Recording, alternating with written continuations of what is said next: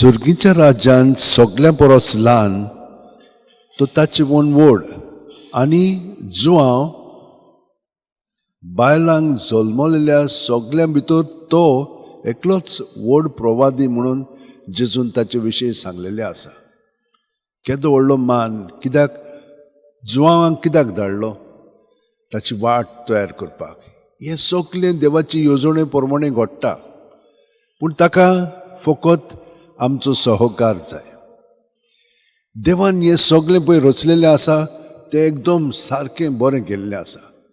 फकत आमकां ताणें स्वतंत्र केलेली आसा, आपल्या सारकी ताणें आमकां केल्ली आसा, पूण आमी ताका सहकार करून ह्या संवसारांत ताचे येवजणे प्रमाणे सगळें करून घेवंक ताका आमी आमचें जिवीत भेटोवंक जाय. आनी जेन्ना आमी ताका आमचें जिवीत दिना तेन्ना तो उणो जायना, आमी उणी जायत वता. आमचेर सगळें वायट आमी ओडून घेता आनी आमचें जिवीत कोसळटा. पूण तो आमकां ते भाशेन सोडिना. कित्याक तो आमकां आपली म्हणून, आपले कुडींतली म्हणून तो आमचो परामोस करता, आमकां राखता आनी सांबाळटा. पळयात पयले वाचपान भिवकऱ्यांक जेन्ना आमी देवाची येवजणे प्रमाणे जियेना तेन्ना आमचे मदें भिरांत उत्पन्न जाता. कित्याक जें आमी खरेपणी पळोवंक लागता तें आमच्यान सोंसूंक जायना. तें चड उफाट दर्याची ल्हारां येतात पळय त्या प्रमाणे ती व्हडली जाली की ना मागीर आमी कोणूच न्हय ताचे फुडल्यान. तेच भाशेन आमचें पातक तें इतलें व्हड जाता तें आमकां गिरासता सारकें, आनी ताका लागून आमकां भिरांत येता. पूण हे भिरांतींत आमी धीर घेवंक जाय. ताणें सांगलां आमकां, कित्याक तो आसा आनी तो आमच्या सगळ्यांचो परामोस करता, प्रत्येकाचो. जशे भाशेन आमचे कुडींत एक धाकटुली किमसां ओ जळार आमकां तर चाबली जाली हांगसर, आख्खी कूड आमची ते धाकटुल्या कुडके अशी आपलें मन लायता आनी तें सारकें करूंक आवडटा. एक धाकटुली जळार ओ किमस आख्खी कूड आमची कासावीस जाता. तेच भाशेन आमी सगळीं ताचे सुरशिलीं गेलीं की ना ताका आमी पोत्तून आयलेलीं जाय आनी तो आमकां रावता आनी हे भाशेन तो आमकां ओडून घेता. तर भिवंक लागलीं की ना आमी ताचेर विस्वास दवरया आनी तो सगळें नितळ निर्मळ करून पोत्तून तें वसरून आमकां सगळें बरेंपण फावो करतलो. जशे भाशेन वर्साचे वर्सा आमी पळयता हे आमचे सिजन्स आसात. पावसाळो येता, मागीर थंडाय पडटा, मागीर आमकां उनाळो येता. आमकां हे तिनूच सिजन्स कशे आसात. पूण तो ह्या सगळ्या काळांत सगळें ठापटीप करता. तेच भाशेन आमचें जिवीत जितली आमी ताचे बरोबर रावता तितली आमची नवसोडणी जावन आमी अदीक आनी अदीक जेजू वरवीं बापा सारकी परिपूर्ण जिवीत जिवंक लागता. आनी दुसऱ्या वाचपान ताणें तेंच सांगलां आमकां, पासियेंस घेयात म्हणून. सोंसणीकायेन तुमचें जिवीत सारात, कित्याक सोडवणार आमकां सगळें बरेंपण फावो करतलोच. जेजूशी ती आयली तेन्ना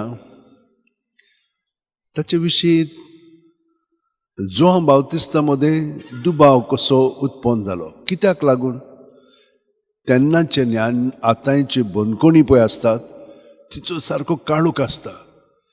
तिचेर कितें चलता तें कांयच गमना आनी मागीर भितरल्यान तें निराशेपण वाडत वता आनी डिप्रेशन येता.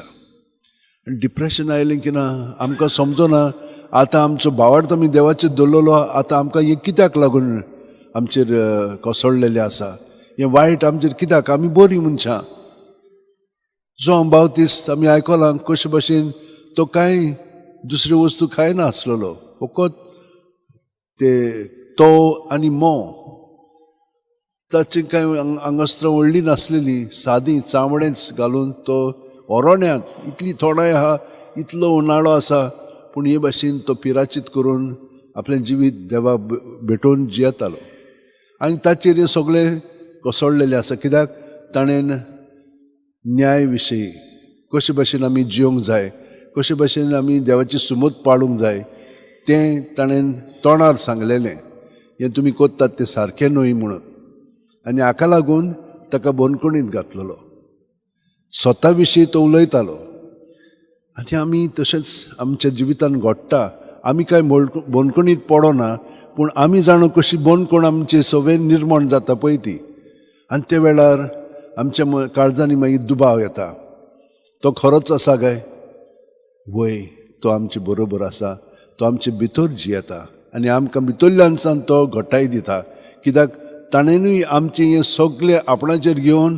तोय बोनकुणीत आसलेलो ताकाय इतलें मारलेले तो सारको काबार जाल्लो ताचें सगळें रगत व्हांवलेलें पूण ताणें आमचे पासून तें सगळें सोंसलेलें आसा आनी आमकां हे भाशेन जिखून घेवच्याक आनी आमकां नवसरून आमचें जिवीताचें सगळें परिपूर्णपणे जियोवच्याक हें ताणें सगळें केलेलें आसा ही आमची तयारी वर्साच्या वर्सा जाता पळय आनी दर वेळा जाता ती आमी सदांच मनांत धरया की आमी केन्नाच एकसुरी ना तो आमचे बरोबर सदांच आसा आमी फकत पासियेंस घेवंक जाय आमी ससणिकायेन एकामेका बरोबर जेजूच्या आदारान जियोंक जाय आमचे वस्तूंगी न्हय आमी थोडो चुकोत जियेता एकामेका बरोबर मागीर आमी एकामेकाक जोवता दुसरे पयस कोत्ता उलयनासतना रावता हें आमचे मदें घडटा भयणीनो आनी भावनो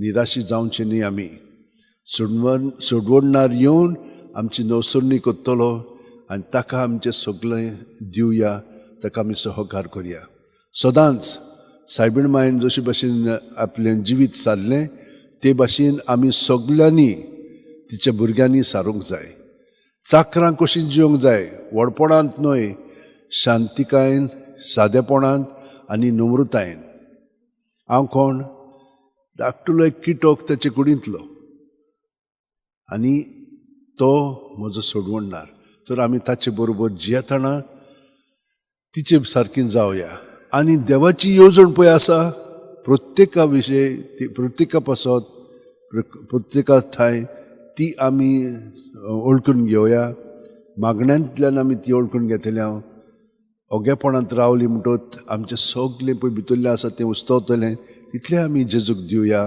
आनी तो आमकां नितळ करून ताची येवजण आमचे सवेन जी आसा ती आमकां दाखयतलो आनी ताका पूर्णपणे आमी सहकार करया आनी हें करपाक तो आमकां करपा दिता ताचे गोठायेन ताका सहकार करून आमचें जिवीत अदीक आनी अदीक देवाचें जिवीत कशें जियोया सगळीं जाणां आमच्या हात अशें उलटेन दवरया जो बाप्तिस्ता सारकी आमी उणी जायत वचूंक जाय तो वाडत वचूंक जाय जेन्ना आमचे मदें सगळे प्रश्न उत्पन्न जातात आमचेर वायट कोसळटा संकश्ट येतात तेन्ना ह्या निराशीपणांत आमी जेजूक एकवटून ताचे सरशीं हें सगळें दवरून तो आमकां ताच्या शांतीन बोधतलो सगळें तो आमकां स्पश्टपणे दाखयतलो आनी आमचो बोरवाचो अदीक खोलायेन जिवंक तो आमकां कृपा गोठाय मदत करतलो